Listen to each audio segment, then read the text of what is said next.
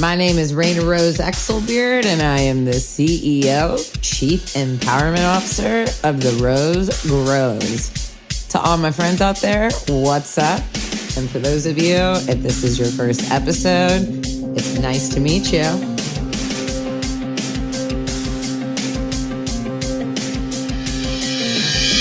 Around the microphone. All right, excellent. And here we go. Amy, welcome to the Rose Grows podcast. We've been texting for weeks, and I'm so glad that we were finally able to make this happen. Yes, very excited. And we are coming to you live from Lynn University. How does it feel to be back on a college campus? Actually amazing. I was like, let me see what this feels like. I was like, I could get into this. I'm turning 45 next week.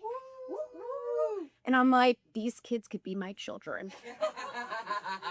And yet I feel like I'm at heart. So, that's the most important part, I guess, right? Yeah, never lose that. Yes, I agree. So I'm very excited to have you here. And you are a woman that I haven't known long, maybe a year, but I really look up to you and I admire you. Thank you. And my first question for you is, who is a woman who has really shaped a chapter in your life? I want to say my mom off the top of my head. She is my best friend, and my dad though, because equally, we're an unusually close family. My core four, my brother too. So people might think it's really strange because we are on this group text all day long, telling each other when we take a shit, literally. Just kidding. But I think the combination of all of us, we just all continue to help each other evolve and grow. And I actually just got back from a really amazing, meaningful trip to London and Paris 2 weeks ago with my mom and my daughter, who's 11. So it was a 3 generations trip for my birthday. And to see my daughter and my mom together, for my daughter to see me and my mom together, it's just I want to continue. I turn to my daughter, I go, I hope I could take you and your daughter one day on a trip like this. I've never been to London or Paris, so it was my first time, and I'm like, and my daughter's 11 and she gets to go.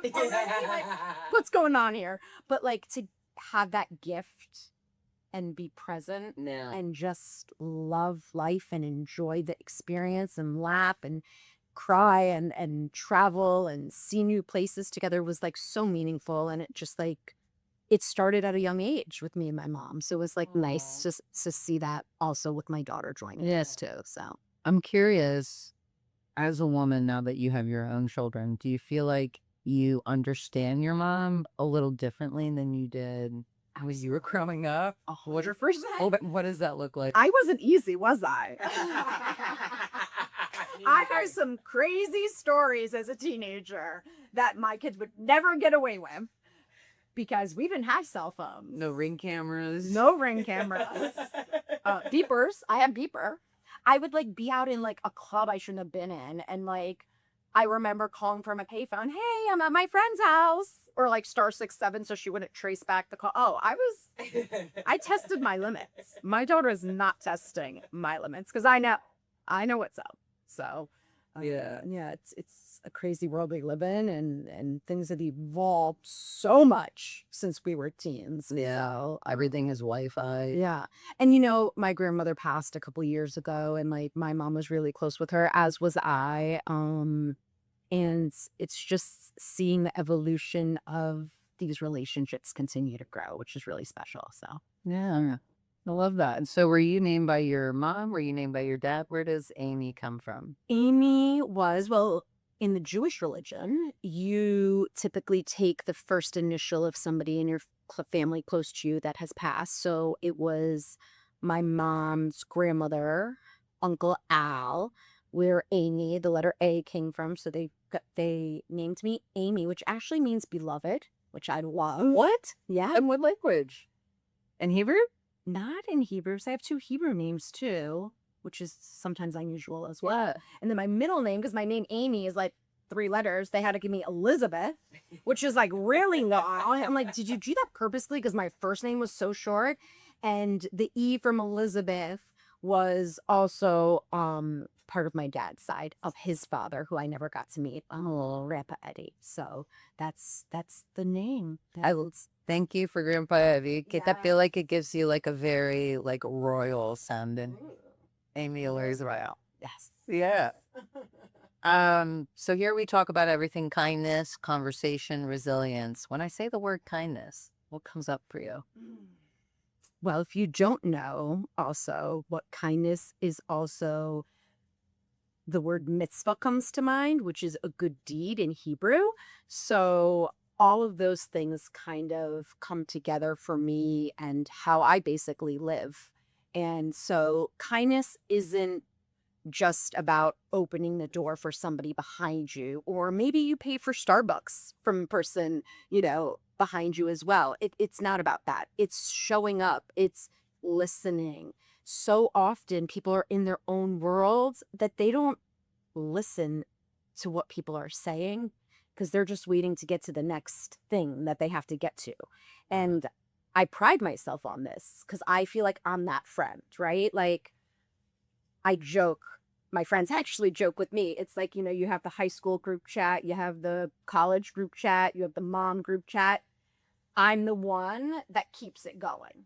I'm the one that shows up. I'm like, happy birthday to this one, happy birthday to that one. Whether it's their kid, whether it's their anniversary, whether it's their birthday. Yeah. It's like, I'm that one that initiates it. And not because I'm sitting here with like a spreadsheet of everything. It's like, I think about my friends and I care about them. So when they're on my mind, I let them know. And sometimes I might be on somebody's mind perhaps, and they don't think to text me, and that's okay. This is just who I am. And I don't want to change that about me because I love that. So, What are some of your tips and tricks to remembering like important dates? it literally is not in the spreadsheet. It's like, well, thank God for Facebook, right? Me too. I love Facebook. And everyone's like, it's so outdated. Go to Instagram and TikTok and all that. Instagram doesn't tell me it's 7 a.m. every day whose birthday is No, that day. I appreciate that. The best. So I'm the first one to wish everybody happy birthday. I'm like the little ding ding reminder, like, oh yeah, it's your birthday. Or like a memory will pop up. I love the memories on Facebook. Well, it's the best. I love Facebook. I'll message someone, I'll be like, happy past the bar day. And they're like, how do you remember that? And I'm like, because I was so excited. I shared it 13 years ago. Exactly. That's why I love it. Don't get rid of Facebook. Yeah, please don't. I think it's like our generation though. The only thing I would request is like if they could up the friend limit, like you'd only have 5,000 friends. Excuse me, 5,000. Or else you have to have like a fan page. Oh. Yeah, which I don't want a fan page, but like I have met and connected with a lot of different people Okay, fair. who, I want them as friends, not as fans. Yeah, that's true. Actually, you'll be on like OnlyFans, and we don't want that. No, Is this PG, by the way? it's all, we're rated all, all platforms. Tell me when to stop and I'll stop. Yeah, no. I just want one fan, only fan. Yeah, Just one. We're hiring. Yeah, Exactly. That's coming. So, when it comes to philanthropy, what does it mean to be a philanthropist? Philanthropist doesn't always mean money. I want to point that out. Like, sometimes people don't have the means to give financially, but they have the time. And I think that's really important to let people understand that that word doesn't always mean I need to give a donation of money. You give me your time, and that to me is just as valuable, if not more, because you get so much more in return, right? Like the ROI, the return on investment. To me, it's like, I talk about helper's high all the time. The helper's high? It's like, that's why I've always loved giving back so much, is because I get this like euphoric feeling and I get like this helper's high, legit. And it feels so good.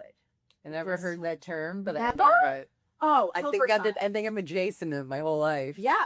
And it's like we get along. I think so. Like, by the way, we got along like the minute we got on the phone, it was like instant, right? Yeah. It was. And what you said about like being involved in all the group chats, like in the course of our friendship, you connected me to so many different people that it's like, yeah, I know this one from high school and I know this one from here and I know this one from here. I'm like, that's pretty remarkable that you're able to. Author. I knew an author this where he is, but I'm like, I'm connecting all the authors to go have a lunch. Go be authors together and like see what magic can. We're gonna come out with our own book fair. Kind of love. I'll be the first one there. I'll be the first one in line. That's amazing. So you're so nice. You're an incredible connector. By the way, I can be a bitch. Let's be honest. Listen, we all have our moments. We all have our, sometimes it's once a month, sometimes it's once My a kids year. I think I'm like, oh, Dude, I'm just going, let's go. I was like very scared of my mom till I was 18. But then when I like moved to Israel and I saw how some of the other people were treating their mom, I called my mom. I said, I always thought you were the Wicked Witch of the West, but I realized today you were good Glinda all along. I don't think my kids are scared of me. Maybe Riley, maybe my daughter, but not my son. I want them to kind of be a little scared. But, It's like the old school disciplinary. But like even at 34 years old, like when I go home, like sometimes my friends will be like, oh, you want to come out? You want to go to dinner? I'll be like, let me ask my mom. It'll say like my mom, other my mom said no. And they're like, wait, what do you mean? I'm like, gotta go. Oh my God, that's awesome. And like when I was growing up, like I didn't have a cell phone. There was a kitchen phone. If I wanted to talk on the phone, first of all, you had to call the house and say, is Raina there? yes. To my scary mom. Right. That was the theme of my bat mitzvah. Calling? Talking on the telephone. Like my bat mitzvah pictures of me laying on my tie-dyed bed with like the phone and the wire and like, oh yeah. Was it like the see-through phone that was like colorful? Obviously. Oh. The best, right? I always wanted one of those. Yeah. And like, I remember centerpieces were like, phone books, the yellow pages. I mean, I'm really dating myself. Children today would have no idea what a phone book is.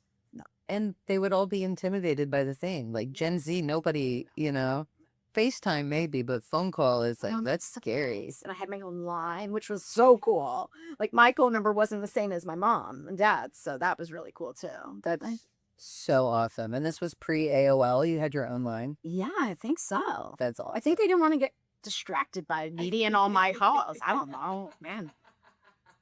Love talking on the phone. Now I could care less, but that's amazing. I also just thought about, you remember like back in the day, it used to be like, call me after 7. My minutes are free after 7. Yeah. No more. Unlimited. These children have unlimited access. Literally. Yeah. Literally. And they can all be on the internet at the same time. Yeah, they don't do noise. Oh my God, me and my brother would fight. We only had 2 phone lines at my house, and one was a business line from my parents. But for me and my brother to get online, it was not rock, paper, scissors, shoe. It was like, no, Raina, like until I'm done. Yeah. So I wanted to ask, like, when people see you, they see that like you're very positive and you're very outgoing and you do a lot of good in the community. Thank you. But underneath it all, what is like one of the biggest challenges that you've had to face, and what was like the hardest or most important lesson that you learned in that period of resilience? So before the podcast started, I go, I might cry. Is that like allowed? Like, I think I might be getting a little emotional. So August will be 10 years since I was diagnosed with a benign brain tumor, which came as a complete shock. And I had to have surgery right away. I am significantly deaf in my right ear. And my kids were both very little. Bradley was starting kindergarten and Riley was like 2, if that. And so being a new mom, having young children, navigating this like really scary brain tumor and not knowing what was going to happen was like wildly uncomfortable for me. Yeah. And I had just at the time gotten a new job that I was so excited about. And I was like, I need to get through summer. I need to work camp. And I want to have the surgery like the next day. Like get me through the summer. And then if I could wait, I want to have that surgery. So that's exactly what we did. My doctor was okay with it. I was a camp director assistant camp director for a local camp and had the best summer. How could you? Okay, so I'm sorry to interrupt. Yeah, please. How do you do that without being crippled every single day of Well, like I had my the moments. thought of like Oh, I had my moments. I might be dying? Yeah. So the camp director was a very dear friend of mine who's still a very dear friend. And I would go into her office some days and shut the door and like break down, get it out, and you jump right back in because I was there for the kids. I wanted these kids to have the best summer of their life. And I couldn't be negative Nelly or poor me. And I never am. I'm never like, oh, poor me and this has happened to me. No, like, what do I need to do? And I also want to be strong for everybody else around me. That was also something like I knew if I broke down, that my husband would break down, that my parents, like I want to be strong for my parents, for my brother, for my husband, for my kids. Yeah. So I kind of looked at it a little differently, and not everybody does. But I like put a mask on and just like got through what I need to get through. And it was really freaking scary. And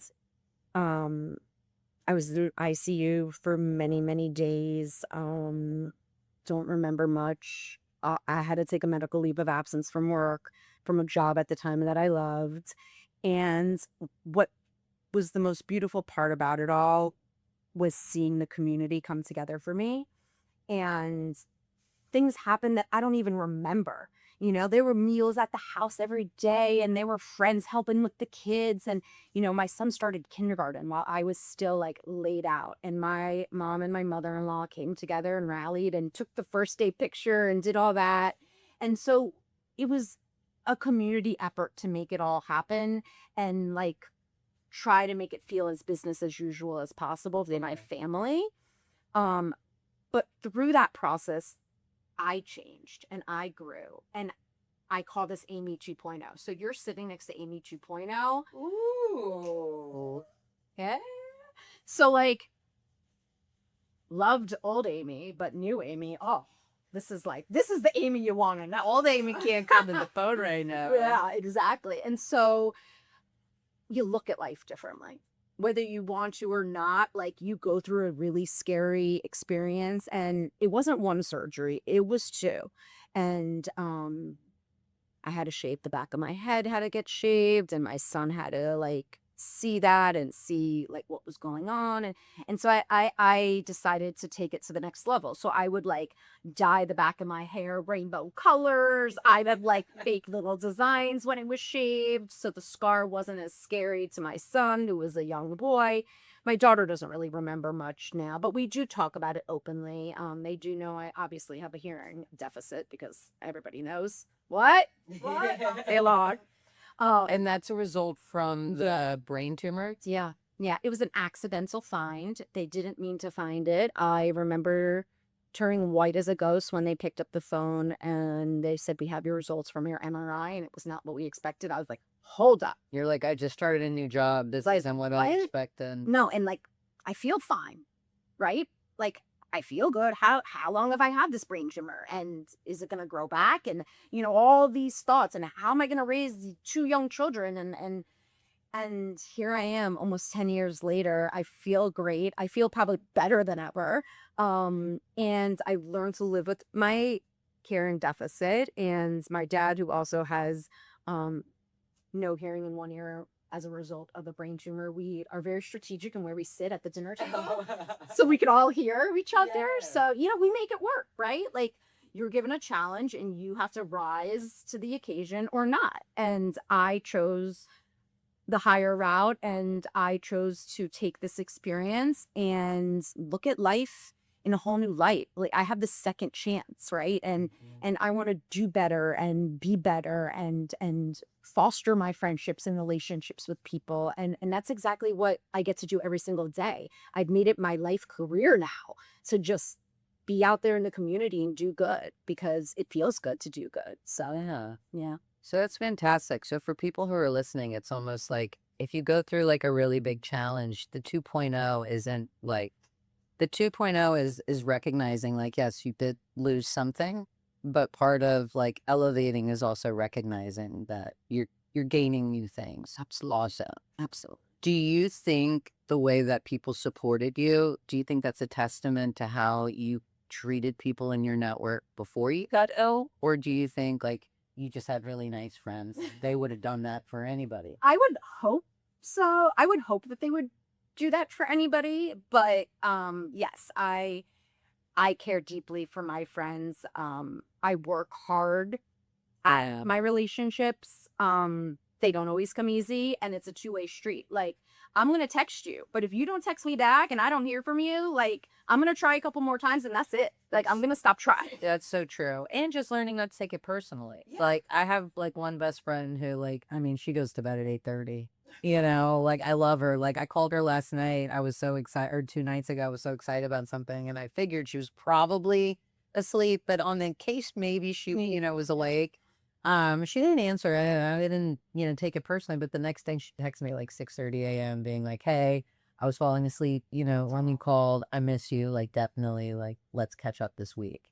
That's great. So I think part of it, That's a two-way street. yeah, part of like being a good connector, a people person is just realizing like if people don't get back right, like you can't take things personally. I was just going to bring that up. So some people don't know how to handle illness, diagnosis of something. And there were some people in my life that just didn't know what to say or do, so did nothing. And I give this advice to friends of mine who are going through stuff or have a diagnosis, new diagnosis, or whatever it is. Like, some and most people will show up and some people won't. But that's a them thing. That's not a you thing. Like, don't take it personally. Sometimes people get scared. Some people don't know what to say, so they don't say anything. Yeah. Some people are scared to say anything because they don't want to say their own thing. And that's a them thing. Totally. That's not a personal attack on you or your friendship or where you are in your relationship with that person. Sometimes people are awkward and uncomfortable, and I have to give those people the benefit of the doubt. Yeah. And no, hopefully they'll come around sometime. That's big, the benefit of the doubt. Yeah. When I lost my dad, there was like one friend who she didn't show up to the funeral, or like when she wasn't really there that week. And it really bothered me because like I had a friend who I just met 6 months before who lived out of town and was like, "Do you need me to fly in? Like, I'll be there for you." And it was like, I don't need you here, but the fact that you even said it was huge. And, I was like carrying this story for a long time of like, oh, this one friend who didn't show up that week, like she doesn't really care about me. Well, come to find out that she was out of town. I guess another one of our friends had like a dog emergency. And so when I was talking to one of my other friends about something, she was like, I always felt bad that like I wasn't able to go to your dad's funeral. And I was really felt bad that so-and-so wasn't there either because she was helping me. And I had one of those moments where I was like, wait, what do you mean? She wasn't in town? And she's like, no, she was like here with me dealing with the dog emergency. But for 4+ years, I've been carrying this story in my head that she was in town, but she wasn't, like, she was too busy or she didn't want to come. So That's the worst thing you could do for yourself is play those stories that half the time aren't even true in your head, and you go down a rabbit hole. yeah. And I admit I do that all the time, and it is not healthy. I never Googled though about my brain tumor because I was like, absolutely not. Thank God. I don't want to hear worst case scenario. No. But like, thank God there was no Chat GPT back then either. It'd be gosh, like, no. go to the bathroom and this is how you can perform your own right, lottery. exactly. Like, do this.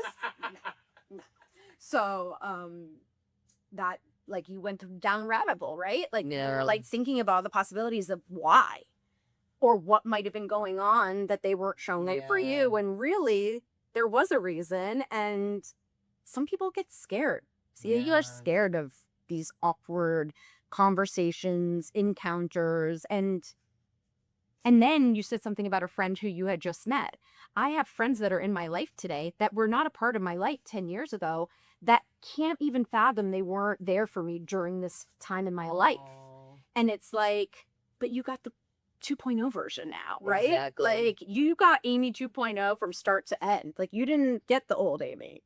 Yeah. So, it's just people come into our lives at different times for different reasons. Totally. Different seasons, right? Yeah. We always say that. So, And not being afraid to have those difficult conversations. Like, the friend I was like talking about, not the one who like didn't come, but the other girlfriend we were talking about like something that an issue that each of us like was feeling heavy on our hearts, you know. And for me, it was like, I'm really upset that I haven't been there for you as much the last couple of years with your mom being sick. Like, I've been dealing with a lot in my life, and I'm like so emotional about it. And then she starts crying, and that's what she was like, well, I'm so sorry that like I couldn't be there, you know, when your dad died. And da, da, da." I'm like, dude, like I never even like I have a little makeup bag over there, that orange one. Like she sent me the week my dad died. I'm like, dude, I don't even remember that you weren't there. I just remembered that like you were like had a job where you couldn't leave, and like you sent me this thing, and it was like this moment where we both had this like deep cry, and our partners at the time, thank God, they were like out on a walk together, but we have this like deep cry, and we realized like both of us thought we were being bad friends for like 3 to 4 years, but we just never said it out loud. But that's when growth happens, right? Difficult conversations happen and then growth. And that's what you have to remember. That's why sometimes people don't want to have those conversations, but if you do, so much can come from it. Your friendship can become Elevated. 2.0. Yeah. Do you ever get scared when you have like tough conversations with your kids? No, I don't. Because I hope that like they know that with those conversations, something magical will continue to happen. So no, I don't. I mean, raising teenagers is rough. It's Take really hard. girl. Especially after our childhoods. Correct. So it's rough, but like I'm here for it. I'm here for it because I can't wait to get to the point like my brother and I are with my parents, and like we're all just like best friends, right? It's amazing. And that happens because of those difficult conversations we had as kids, and getting in trouble and learning from our mistakes and taking those mistakes and becoming the people we are today. Because I wouldn't be the person I am today if I didn't have all those wild, crazy experiences happening. Totally. So, and to have our brothers to bail us out. Sometimes. Amen. And I'll bail them out too. Let's not forget that. And I want that for my two. I want that for my son and daughter as well. They see how close my brother and I are. Yeah. And I think it's a beautiful example of what siblings Yeah. can be for each other. And my brother and I spoke to him on my way here before I walked in, and like I was like, guess what I'm gonna do? And like we just cheer each other on. We are each other's biggest cheerleaders, and our parents joke like we're each other's attorneys as well, because like we fight for each other till the end, and that's important too. And I want my kids to have that. Yeah. But I give them that open space in our home to make sure that continues to evolve. Yeah. Well, the fact that you're modeling it, I'm pretty confident that they will get it. I hope so. Yeah. My brother and I, we get along so well that sometimes when we're in public, people think we're married. I like, we have the same last name, but we're not. We're not a couple. Exactly. We're not from that part of Tennessee. Yeah. So I'm really curious, what was the first time that you remember volunteering, and how did that impact your philanthropic journey? Okay. I was never a Girl Scout, but I was a brownie. And What is the difference? a brownie is like the younger version of a Girl Scout. I think Girl Scouts must start at a certain age, but if you're not that age, you are a brownie first. I really don't know. But I only went to brownies. I did brownies for a couple of years, and that was it. I guess I moved on. I don't know. I never became a Girl Scout.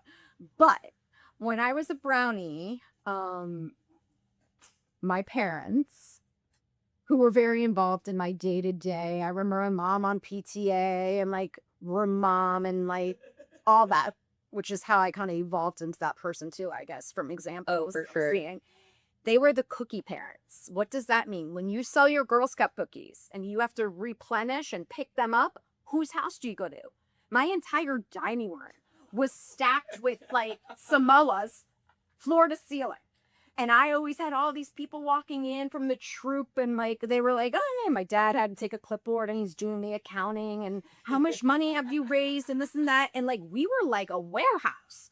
And I remember like, this is crazy. But we were, years later, I realized, I'm like, we were volunteering our time as a family to get back to the community, to get back to my brownie troop, all that stuff. So that really was the first time it clicked with me that like, as a family, mom and dad included, like we were all helping. We were all giving our time to do something for the community. So that's what I remember, like early on. Yeah. I was young. I was really young. So I'm curious, like, how can volunteering influence someone's like emotional well-being or self-confidence, whether they're young or in their 30s or 40s?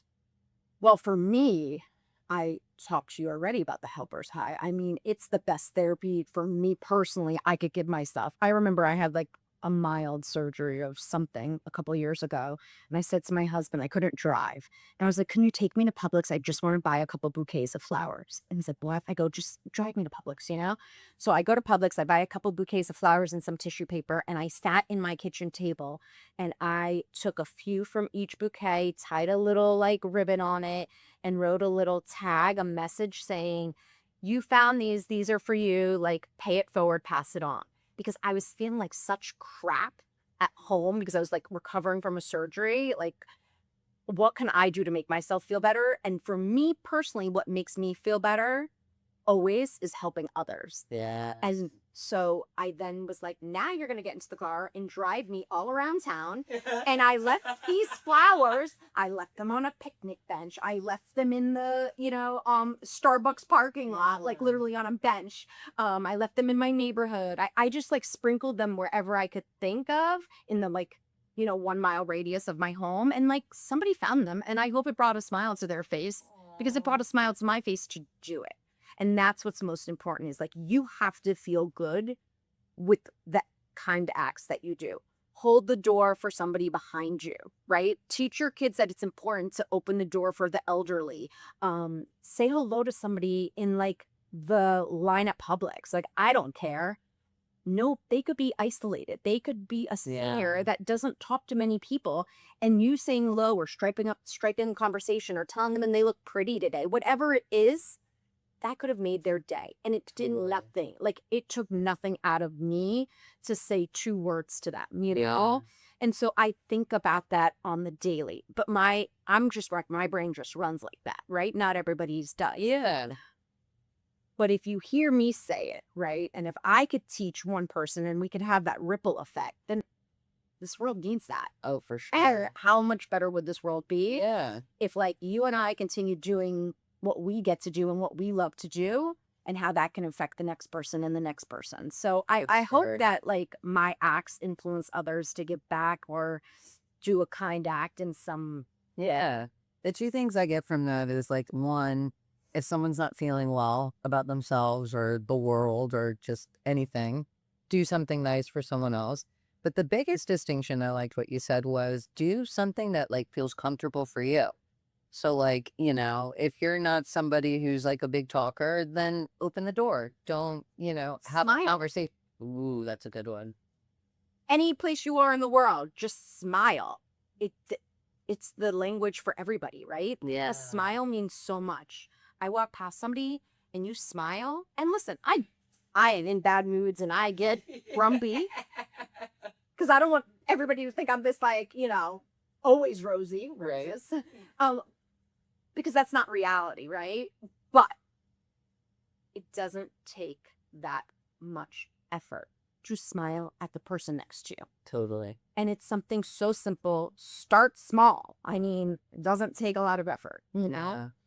And then it becomes like part of your everyday. Yeah, and then becomes so much easier. So much easier for everybody, and then pass it on. Pass that ripple effect. We mean that. Yes. Yes. So you mentioned starting small. When it comes to like volunteerism and philanthropy, what do you really want like your kids and other people's kids to understand about giving and also in receiving? Yeah. Receive. Because sometimes You're right.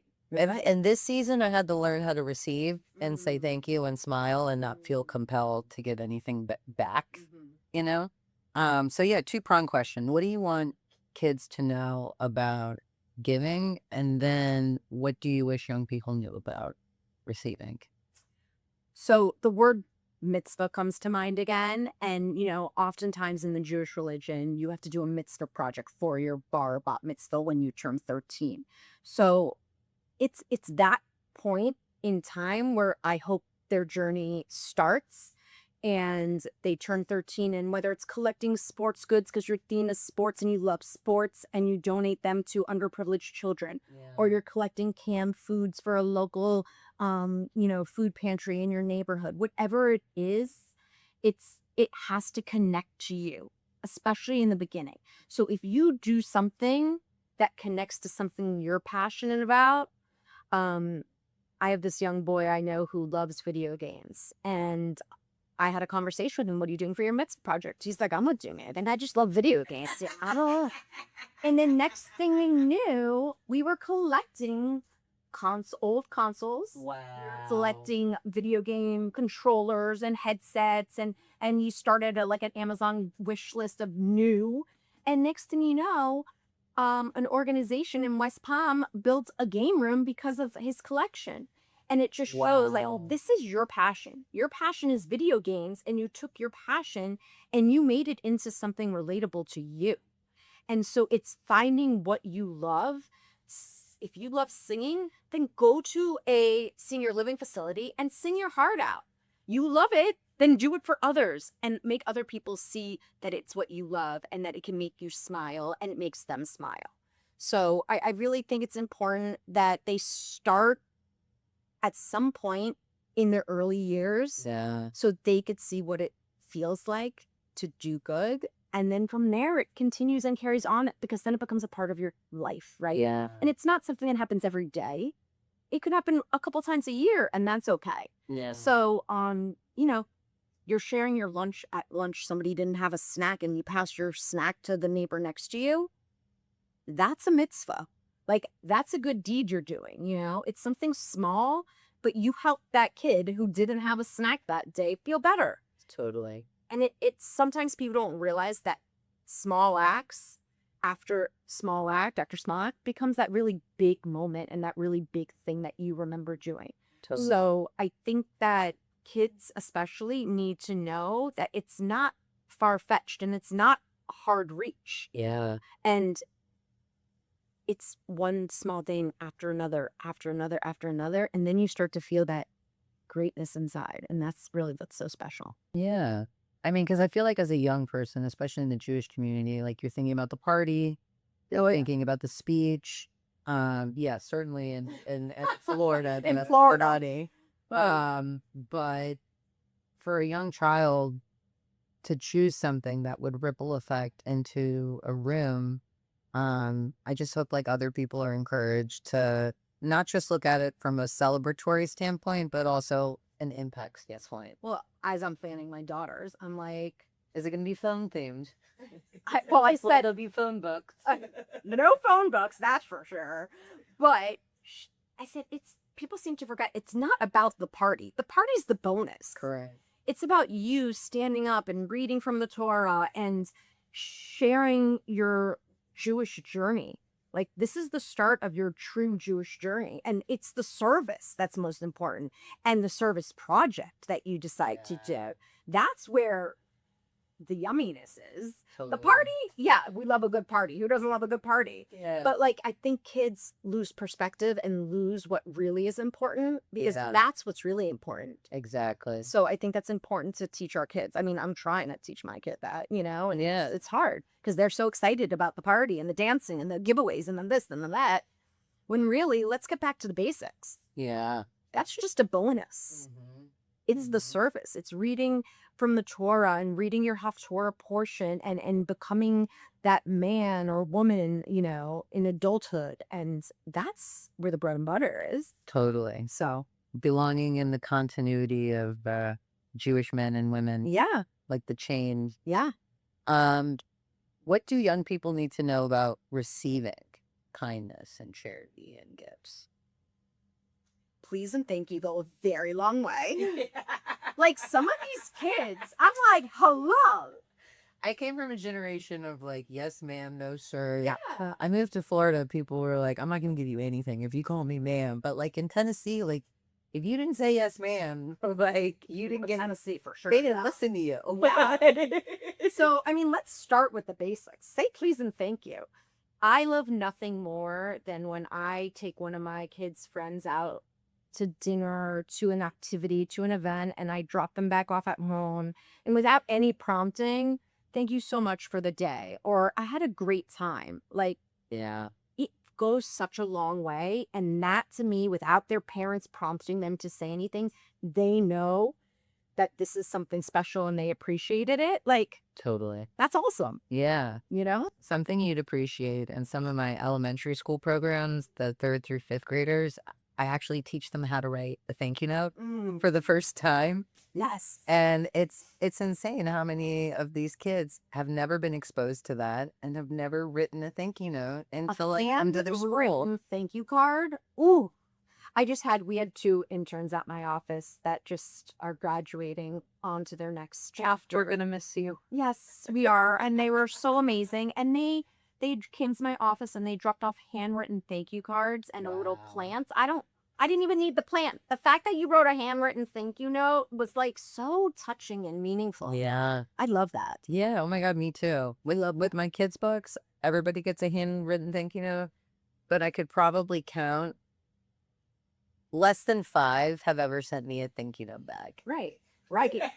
And I keep every note, but I'd have all my notes that are handwritten on my bulletin board in my office because it's like a nice reminder, right? the best feeling. Like they took time to write this about you as a nice gesture. Like that's motivation for me. 100%. 100%. It's not a text message. It's not a phone call. And I do like phone calls too sometimes. But no, a handwritten note's lovely. Yeah. Start small. Exactly. So reminder, if you're not feeling good, do something nice for someone else. Read some old notes that you might, some old cards that you have. I'm curious, how do you manage being like a good friend, a good family member, and like a really good professional who I won't say out loud now, but today you walked in, you're like, I just took on another volunteer position in the community. How in the world do you do it all? And like, does something slip in the balance? And it does, how do you have compassion with yourself? I'm tired sometimes. Aren't you exhausted sometimes?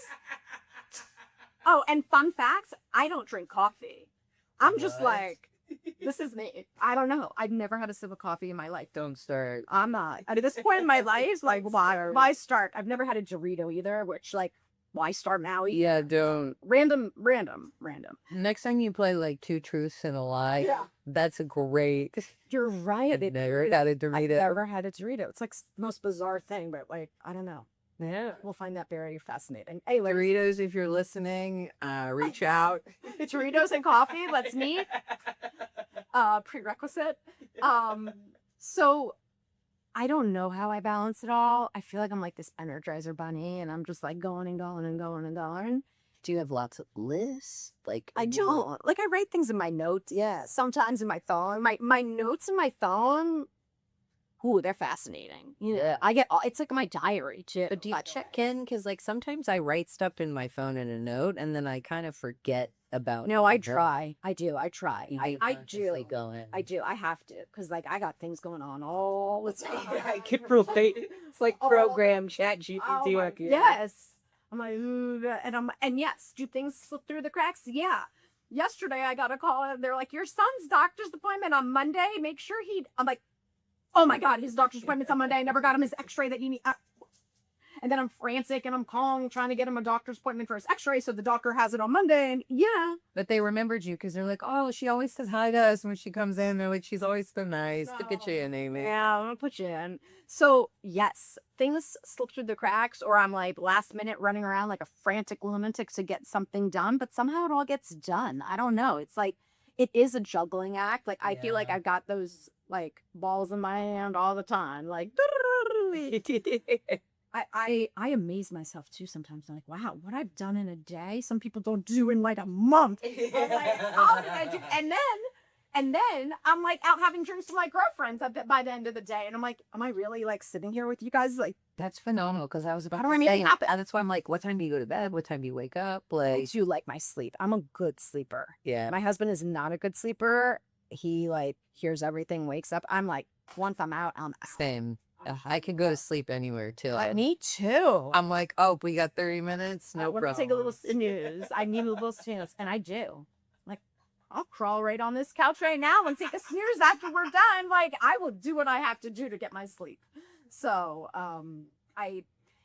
Now I know why you don't do carpool often. yeah, right. You're like walk by and you're like Snoring in the car. Sound asleep, baby. I don't know how I do it all, and I often ask myself how do I do it all, and it's hard to say it's easy. That's a lie. If it looks easy, it's not. I'm just like programmed to keep going. yeah. And I care. I care about what I do for a living. I care about the people I work with, the people in my life, my friendships, my family.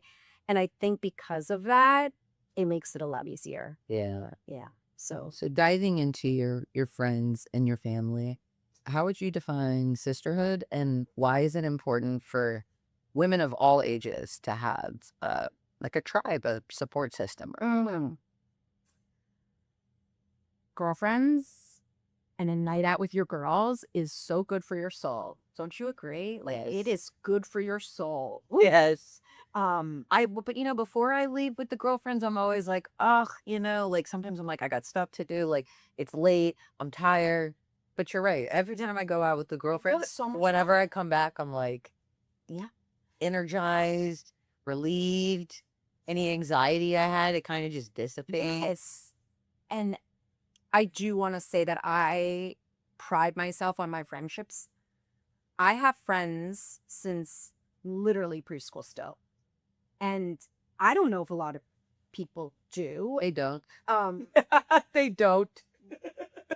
I'm thinking about one friend in particular. Like we met in 4th grade and she's still my girl. And like we've got some funny stories and we ended up going to college together. And like my point is it's like we both together collectively work on our friendship because we don't live near each other anymore. And the friendship could, dissipate, but we don't let it. Yeah. And good times, bad times, you have to show up. That's most important. And letting them know you're there for the not just for the good, but for the bad too, because there is sad, bad, ugly. And I really feel like proving that you're there for all those parts of life is a true friend. Yeah.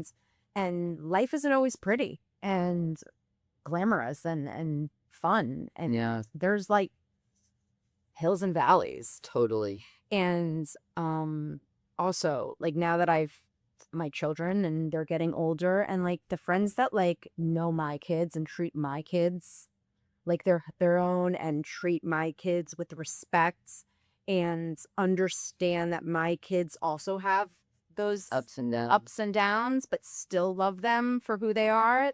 That is really important to me. Yeah.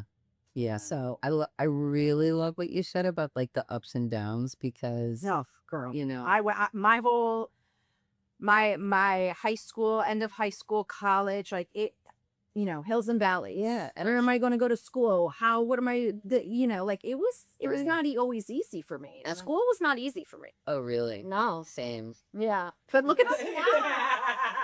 Like, look at us now. We're sitting on a podcast, like shooting the shit. Like, I always say that to my parents. I'm like, did you ever expect, like, during SAT prep to now, like how I don't even take the SAT. Right.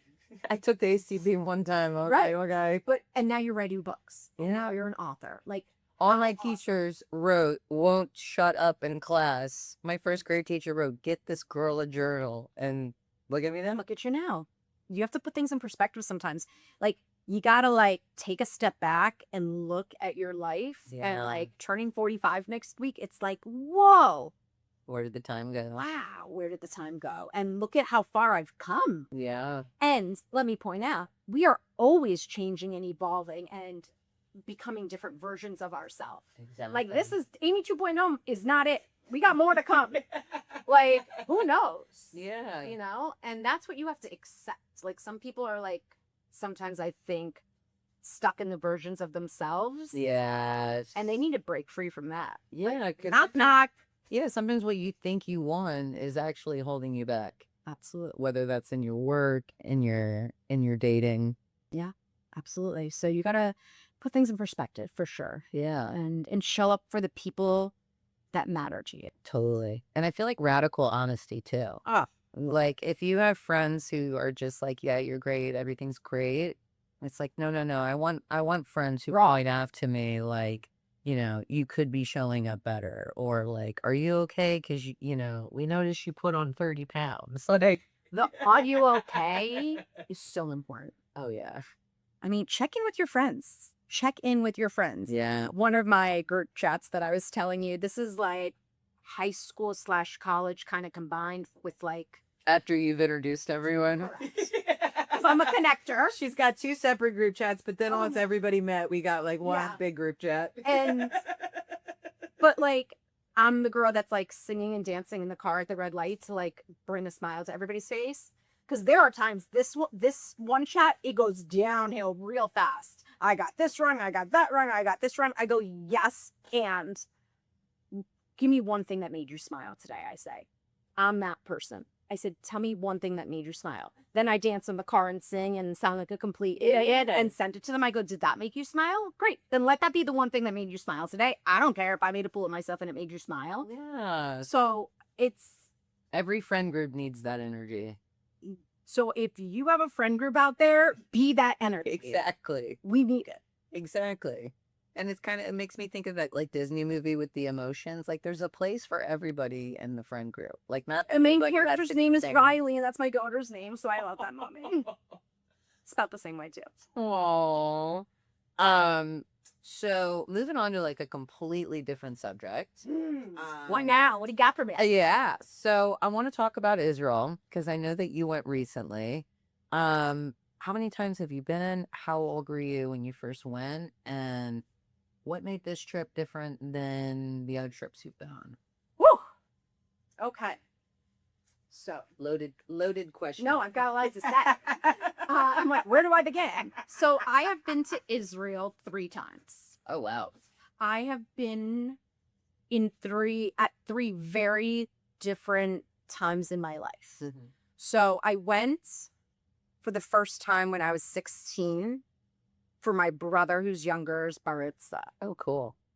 Lucky guy. Wait. Not only was my brother bar mitzvahed in Israel on the top of Masada, my father and my Well, grandfather. that's really cool. Now, that trip was unbelievable. But I was 16. I'm like, ooh, where are the guys? Where are the army men? I was like, I made friends because it was like a group trip and we were like having the best time, living our best life, and we were 16. Mm-hmm. And, it's like moments like this. Like, that was a really long time ago for me. But how freaking cool was that? That my brother, my dad, and my grandfather all got bar mitzvah together. Like, wow moment. And so what was really cool was that my son wanted to follow in their footsteps. And we had planned a trip with my parents to go back to Israel for my son to get bar mitzvah in Israel. And unfortunately, October 7th happened and the trip was canceled. Prior to that, I went back to Israel. Probably it's now 8 years ago Mm-hmm. on a trip called Momentum. Oh yay! Yeah, momentum. Okay, so I went as like a mom. You have to be a mom that has a child still living in the house, 18 or younger. And I went with our local Chabad and a group of my friends. And a lot of the women that were on our trip, I also knew from so many different paths of my life in the community. And it was amazing. And it was about growth. And it was about like finding who you are as a mom, as a friend, as a wife, all that. And it was a lot of like learning. And I loved it. And that was when I came home and I was like, oh my gosh, Bradley has to get bar mitzvah in Israel. And unfortunately, October 7th happened and our trip was canceled. Right. And I'm like, I need to get back there. I need to get back there one day, next year in Jerusalem, we say. Right? Amen.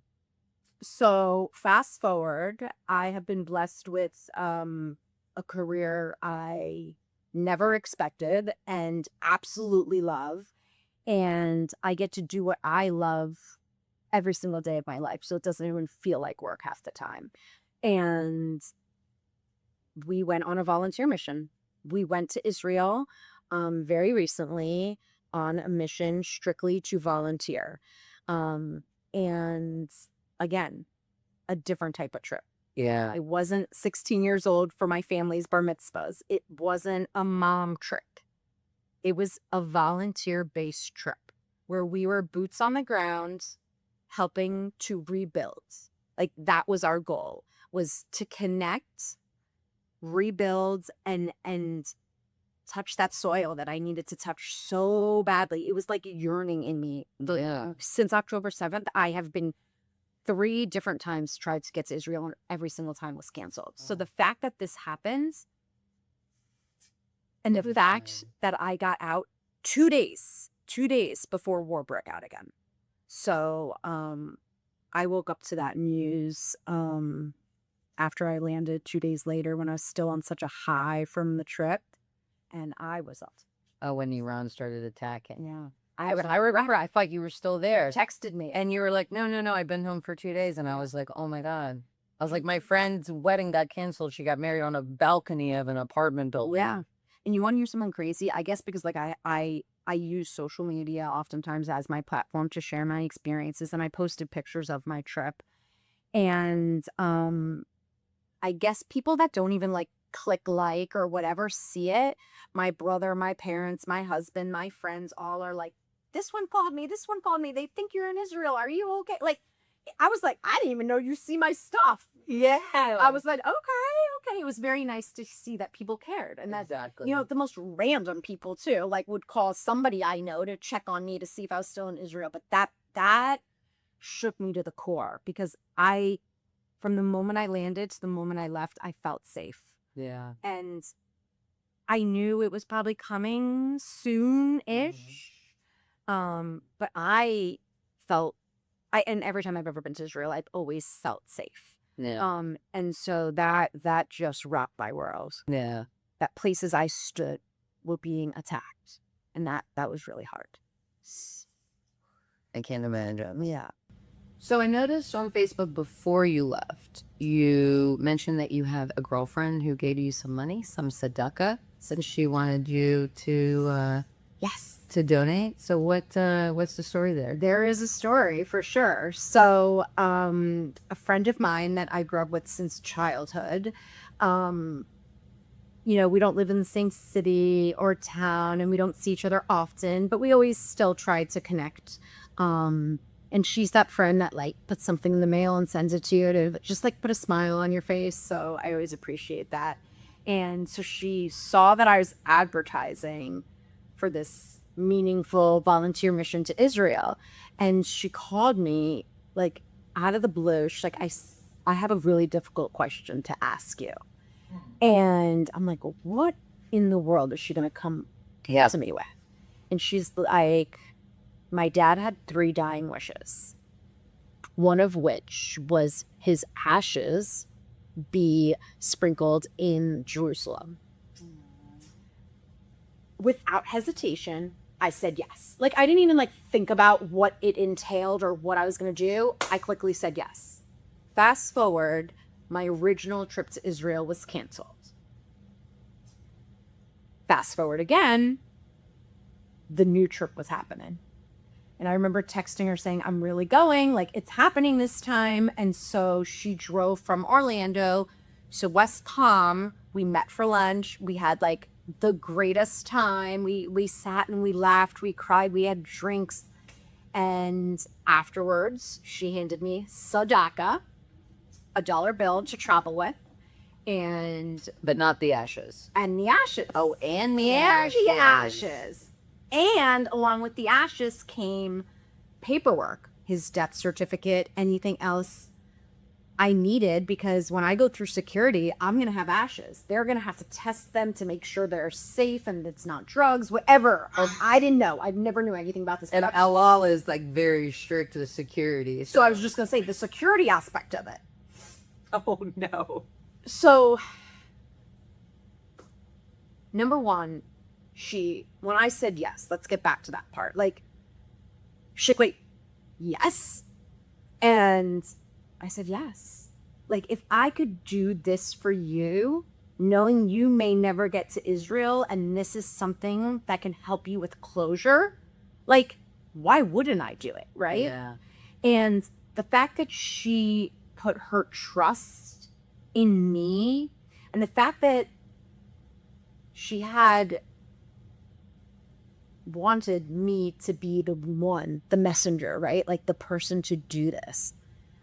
I felt like it was a reward, like it was a mitzvah I was doing. Like I had this person who I knew, who I grew up with, who passed, and she's now giving me her dad's ashes to travel to another country with. Like, whoa! To like fill the circle. So, right, and we can talk about fill the circle. Wait until you hear all about this experience. So, I remember telling a couple people I was traveling with, Neil's coming with us.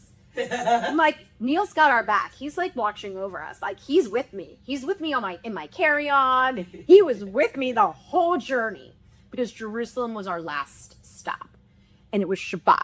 And so we had Shabbat to ourselves, and we had, like, we could do whatever you wanted. And if you've ever been to Israel, in Jerusalem especially, everything is closed for Shabbat.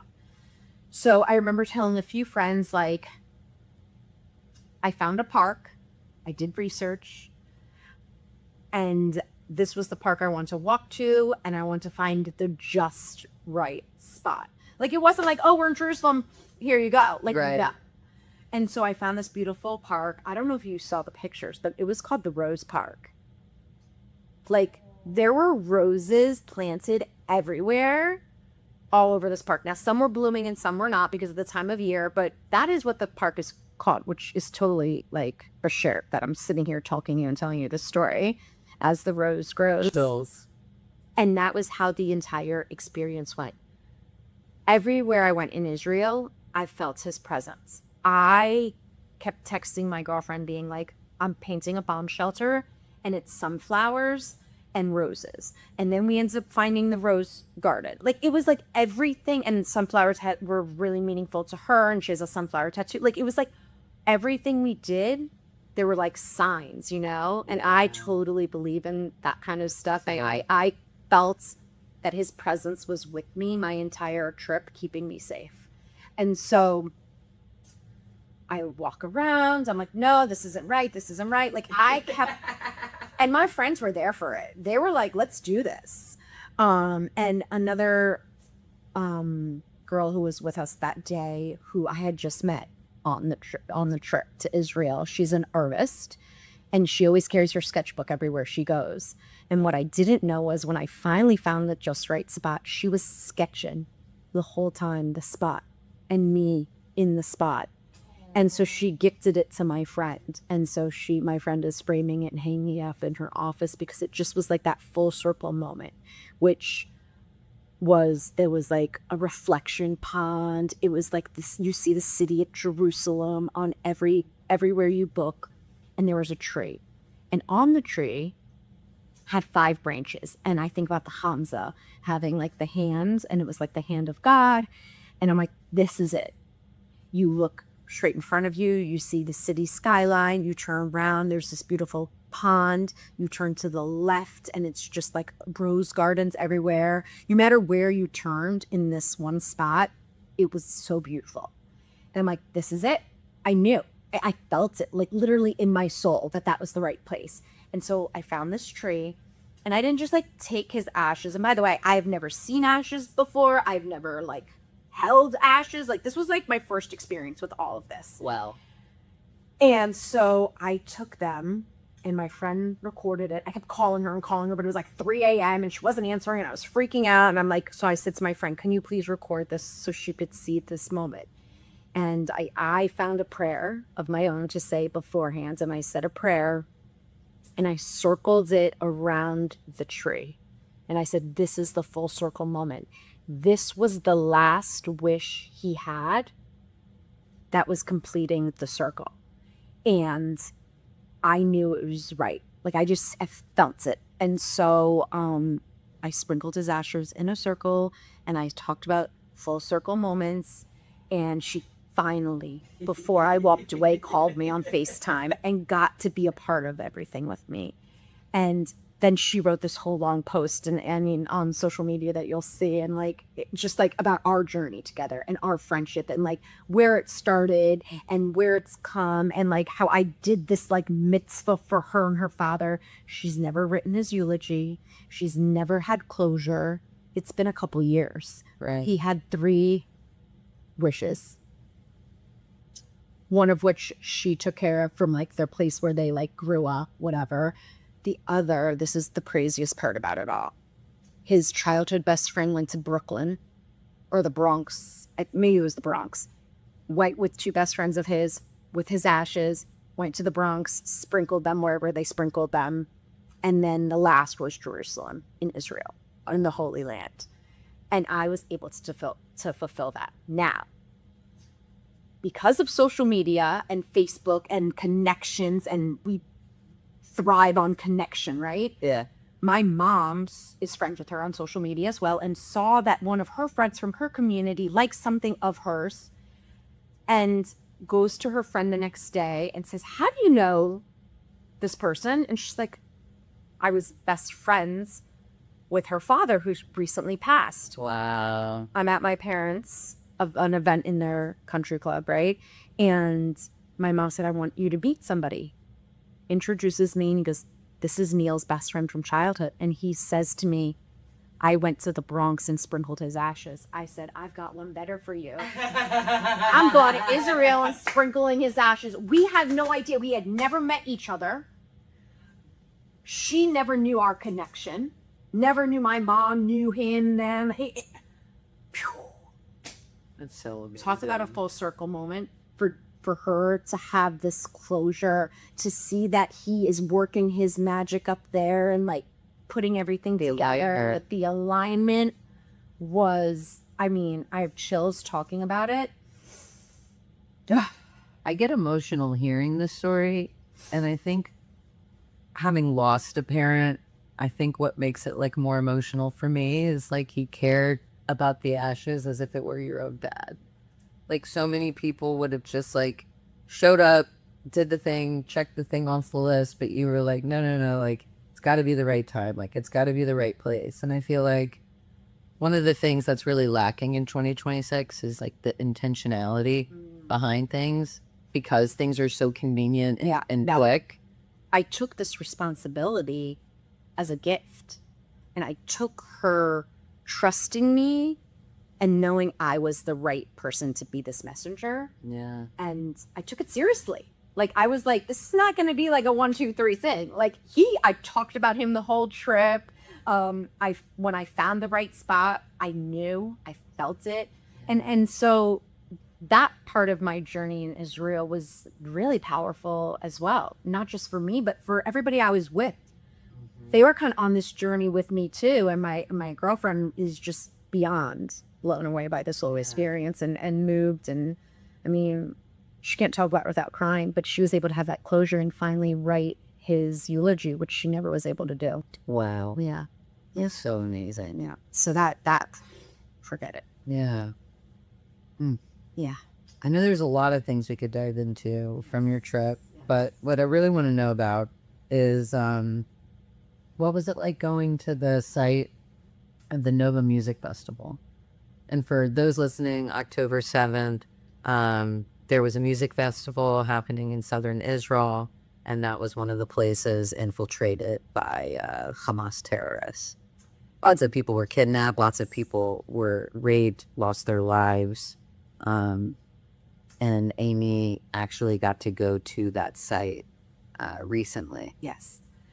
So this site is now a memorial for those lost.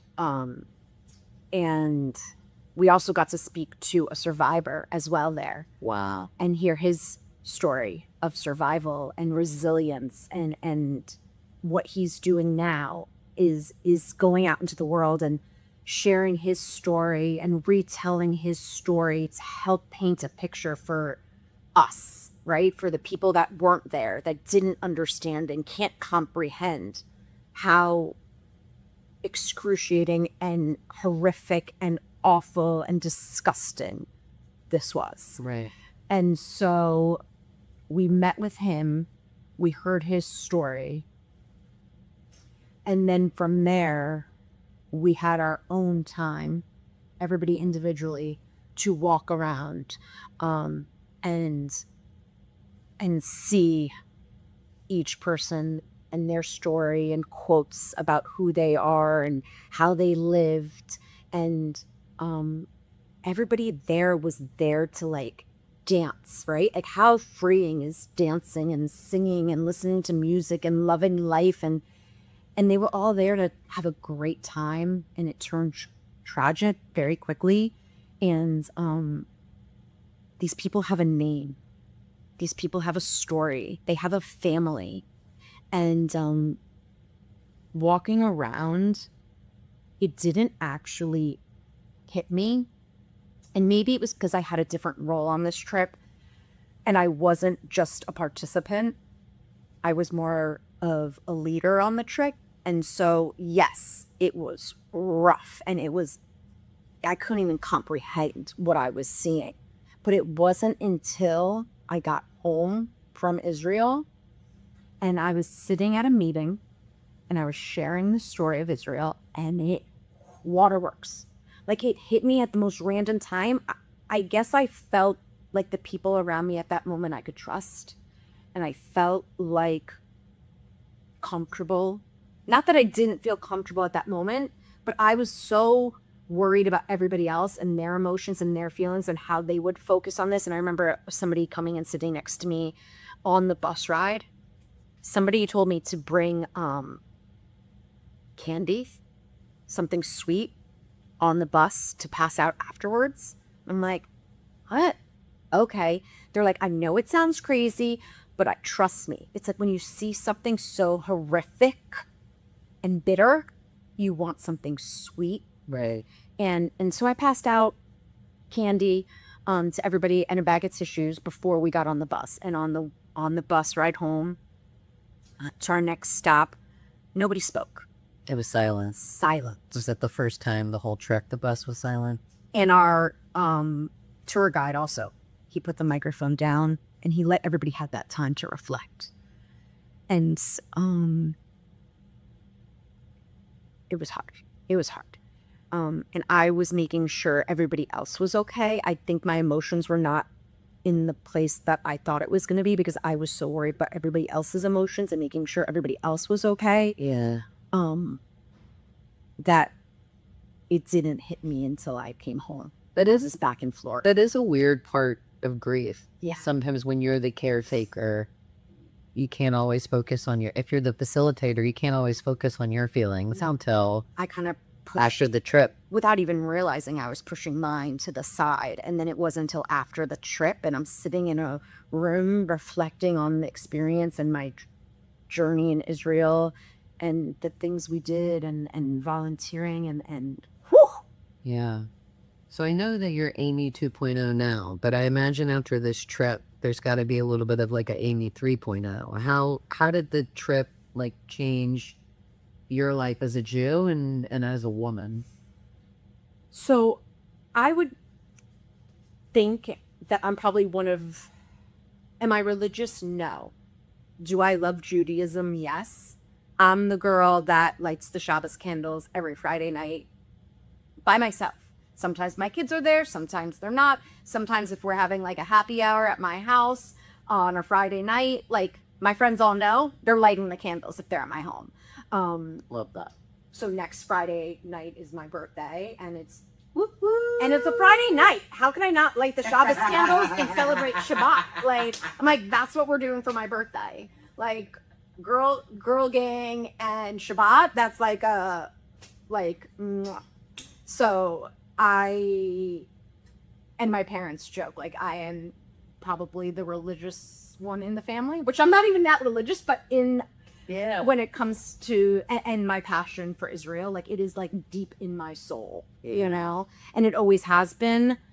But post October 7th and now being there, like literally touching the soil, I said to you earlier, like it just hits differently and feels different. So the work I got to do there and the people I met and the resilience, like that word kept coming up, but it is so true. It is like they are so resilient, these beautiful humans, and I just continue to pray for their safety and pray that this all ends very soon so we can go back and visit again and volunteer again and continue to rebuild. Amen. So yeah, it affects you whether you try or not. Going to Israel changes you. Totally. Each time. Every time. Every single time I was in a different stage in my life, and it changed me in different ways every single time. And I can't wait to go back. That's phenomenal. Yeah. That's phenomenal. And I saw you planted trees, you painted bomb shelters. We painted bomb shelters, and like you think about a bomb shelter, right? Like it's a scary place, and a lot of our friends are hiding in these shelters for long periods of time. And to paint the outside of a shelter with color and hope, it really just makes you see, you take a scary thing and it just gives it a little more hope, is the best way I can put it, and a little more color. And inside even we paint and we put toys for the children, and you make it less scary rather than this big concrete box that you have to sit in while missiles are being over you. So it's overwhelming, and also it gives me hope for the future as well. So amen. Hopefully we'll keep planting trees. Hopefully we'll be painting schools instead of bomb shelters. Amen to that too. May we see kids from all cultures in those schools learning Arabic and Hebrew.